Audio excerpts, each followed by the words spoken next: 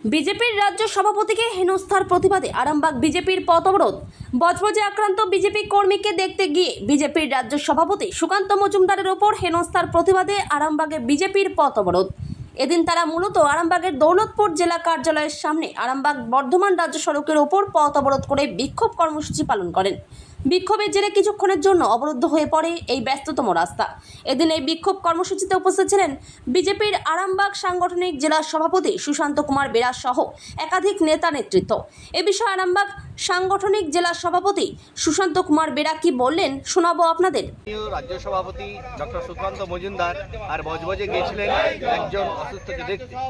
এখানে যেভাবে আর বাংলাদেশে গিয়ে যেভাবে অশান্তি তৈরি করা হয়েছে এবং সুকান্ত দাকে হেনস্থা করা হয়েছে, ওনাকে জুতো ছুঁড়ে মারা হয়েছে, ঢিল ছড়া হয়েছে, চরম অপমান করা হয়েছে, হেনস্থা করা হয়েছে, তারই প্রতিবাদে আমরা আজকে পথে নেমেছি, বিক্ষোভ অবরোধ করছি।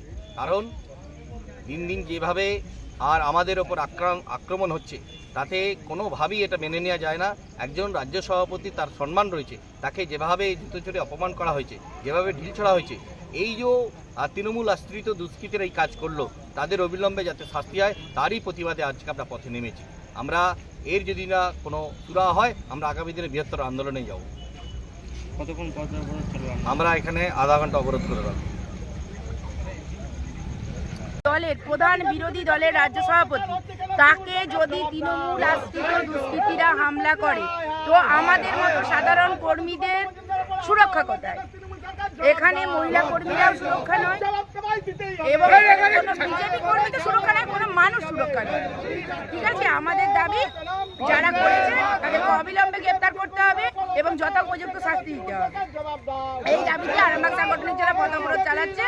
যদি এই আন্দোলনে আমরা যদি উপযুক্ত দোষীদের শাস্তি না পাই তাহলে আমরা বৃহত্তর আন্দোলন। আপনার নাম? ছোট কর্মী থেকে নেতৃত্ব থেকে একাধিক তৃণমূলের কর্মী সমর্থ দ্বারা আক্রান্ত হচ্ছে। আজকেও আমাদের ভারতীয় জনতা পার্টি প্রদেশের সভাপতি এবং কেন্দ্রীয় প্রতিমন্ত্রী, তাকে আজকে রাজপথে কোনো কর্মীর বাড়িতে, আমাদের পার্টির কর্মী তার বাড়িতে দেখা করতে গিয়েছিল। ওখানকার ডায়মন্ড হারবারের তৃণমূলের গুন্ডা বাহিনী তার প্রতি অত্যাচার নামায় এবং তাকে ঠেলাঠেলি করে।